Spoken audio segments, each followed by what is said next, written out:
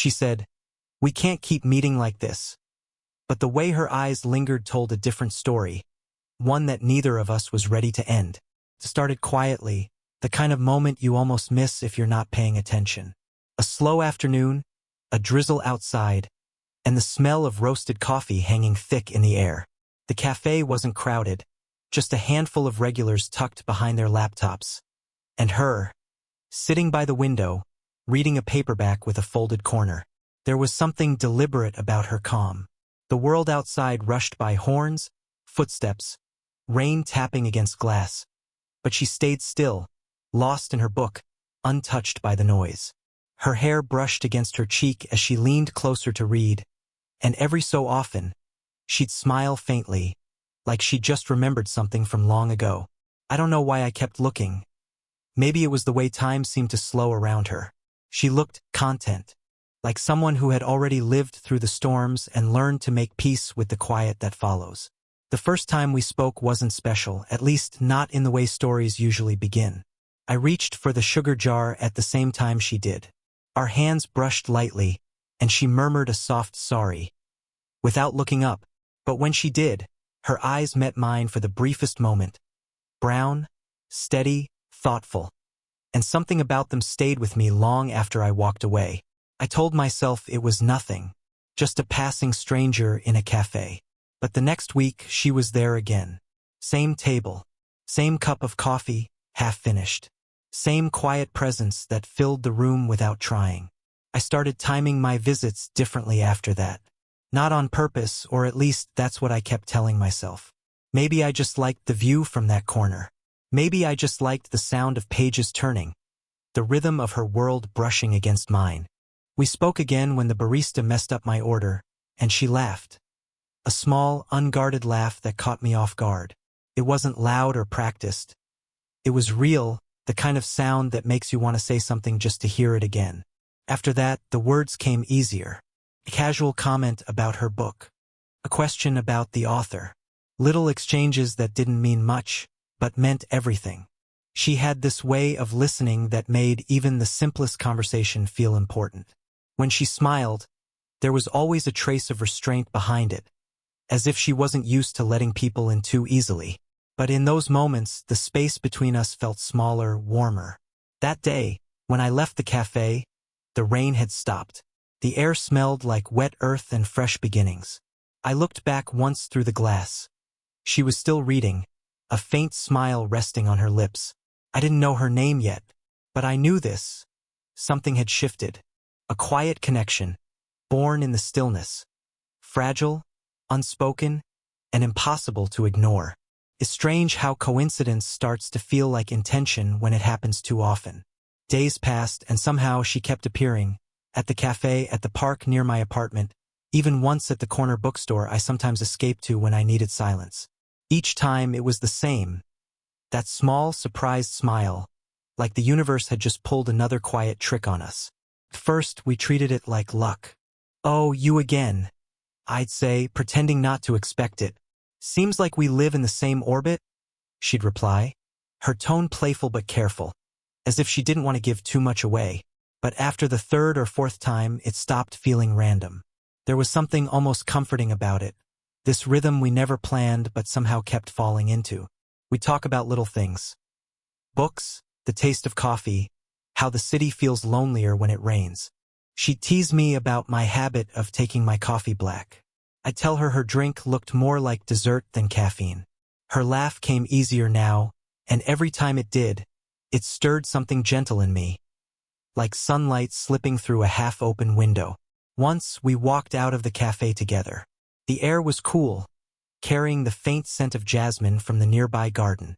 Our steps fell into sync without effort, and for a while we didn't speak, just walked. The silence wasn't awkward. It was full, alive, like both of us understood that words might ruin the stillness we were building. She told me she liked quiet places, spaces where people don't need to fill every second with noise. I nodded, though what I really wanted to say was that her voice was one kind of noise I wouldn't mind hearing more often. It was small things that caught me. The way she tucked her hair behind her ear when she was thinking, the way her hand hovered for a second too long when she passed me my cup. Tiny moments that said more than either of us dared to admit. We didn't exchange numbers. We didn't make plans. Yet somehow we kept finding each other. It was unspoken. A silent agreement that this, whatever it was, didn't need to be defined yet. Once, she sat beside me instead of across. Our arms brushed as she leaned closer to show me a line from her book. The warmth of her skin lingered long after she moved away, a ghost of touch that followed me home. That night I couldn't sleep. I replayed the day over and over. The sound of her laugh, the way her eyes softened when she talked, the small tremor in my chest when our hands touched. We were still strangers, technically, but it didn't feel that way anymore. It felt like the beginning of something neither of us had planned for, something both too gentle and too dangerous to name. The sky opened up one afternoon, the kind of rain that blurs the city into soft, silver outlines. I ducked under a small bus shelter, shaking the water from my jacket. And there she was, already there, leaning against the railing, hair damp at the ends, eyes lifted toward the clouds as if she'd been waiting for them. For a moment, neither of us spoke. Just the sound of rain filling the silence between us, steady and heavy. Then she smiled, a little surprised, a little amused. "You again." I laughed quietly. At this point, I'm starting to think it's destiny. She rolled her eyes, but her lips curved in that faint way I'd come to recognize, the one that said she was trying not to smile too much. We stood there, side by side, the rain drumming on the metal roof above us, watching cars blur by in streaks of gray. "Funny," she said after a while, her voice softer now, "how rain makes everything honest. Like it washes away all the pretending." I turned to look at her. There was something different in her tone. Not playful this time, not guarded either. Just real. She kept her eyes on the street as she spoke. "It's strange, isn't it? How you can spend years with people and never really see them. Then suddenly someone appears, out of nowhere. And it feels like they've known you longer than you've known yourself." Her words hung in the air, fragile but true. I didn't answer right away. I didn't want to break the moment with something clumsy. So I just nodded. A small, quiet gesture that said I understood. She told me then, not everything, but enough. That she'd lost someone close a few years back. That life had been quieter since, safer maybe, but lonelier too. That she'd built walls out of routines, coffee, reading, solitude, because it was easier that way. I listened, really listened, the kind of listening that pulls you inward. The more she spoke, the more I realized how rare it was to see someone who wasn't trying to impress, to fix, to hide. She wasn't performing sadness. She was just being. And there was something beautiful in that honesty. When she finally looked at me, her eyes searched mine as if expecting pity, but what she found instead was something wordless, softer. Respect. Understanding.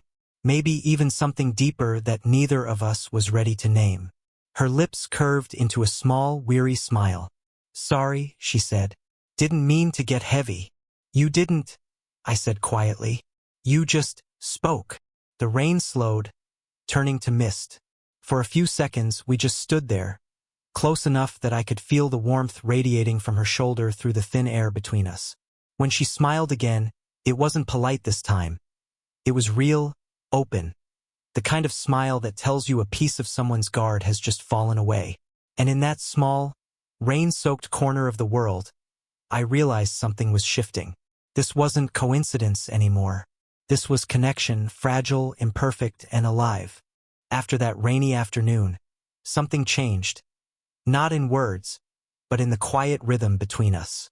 The meetings weren't accidents anymore. We both knew it, though neither of us dared to say it out loud. The universe wasn't arranging coincidences now. We were. Started small. A casual, "You'll be at the cafe tomorrow?" From her. A simple, "Probably." Around the same time. From me. Just enough to sound casual. But both of us knew the truth tucked inside those words. That we were no longer pretending to stumble into each other's company. Our conversations deepened, stretching past coffee and small talk. She told me about the garden she used to tend to before life got too busy. I told her about the songs I never finished writing. We shared half-forgotten dreams, quiet regrets, and the kind of laughter that slips out easily when two people stop being strangers. One evening, she showed up in a navy dress, her hair loose, the kind of look that felt unplanned but somehow deliberate. She caught me staring once, and instead of looking away, she just smiled calm, knowing. The air between us carried a soft tension now, something unnamed but undeniably there. We began to linger longer. Coffee turned into walks by the riverside, then dinners that stretched late into the night. I started noticing everything. The way she tilted her head slightly when she listened, the way her fingers traced the rim of her cup when she was thinking, the small sigh she let out after laughing too hard. Sometimes our hands brushed, just lightly when we walked too close. Once, her shoulder rested against mine as we sat on a bench watching the city lights shimmer across the water. She didn't move away, and neither did I. She spoke about her work, about the pressure of always having to look composed. People see what they want to see, she said. Not what's real. I wanted to tell her that I saw what was real. The softness, the doubt, the quiet strength. But the words stayed caught somewhere between my heart and my throat. We started sharing little things without realizing it. Playlists, books, inside jokes that made sense only to us. And yet, underneath it all, there was a current. A constant awareness that we were crossing lines we hadn't defined. One night, as we parted, she touched my arm. Just her fingertips, nothing more, and said softly, "Good night." That small touch sent a shiver through me, not of surprise but of recognition. Something had shifted again. I walked home that night with her scent, faint and floral, still clinging to my sleeve. Every step felt heavier with the knowledge that we were drifting into something deeper, something neither of us had planned for. It wasn't love yet, but it was close enough to feel dangerous. The kind of closeness that made silence louder and distance impossible. It was late, the kind of evening when the city finally exhales. The cafe was nearly empty, just the hum of low jazz and the soft glow of amber lights. She sat across from me, stirring her coffee, though she hadn't taken a sip in minutes. Something in her eyes felt different, distant, restless, like she was holding back words that wanted to escape. We talked, but only halfway. Our sentences trailed off, replaced by glances that said more than the words we didn't dare to speak. I could feel it, the shift in the air, the weight of everything unsaid pressing between us. Finally, she set her spoon down, folded her hands together and said quietly, "We can't keep meeting like this." It wasn't sudden. It wasn't angry. It was soft, almost apologetic. But it cut deeper because of that gentleness. I didn't speak right away. My mind searched for meaning behind the words. Like this. Did she mean the late nights? The stolen hours? Or did she mean us? The way we kept pretending our connection didn't mean more than it should? Her eyes lifted to mine, steady but unsure. People talk. They notice things. And? She exhaled, shaking her head slightly. Maybe it's better if we stop before it gets complicated. I wanted to say 100 things, that it was already complicated, that it was already too late, but all that came out was a small, quiet truth. Why not? Her brows furrowed, caught off guard. Why can't we? I asked, voice lower now. I like it. For a heartbeat, the world went still. No music, no chatter, just the sound of her breath catching. She looked away, fingers curling against the table, as if bracing herself for something she didn't want to admit.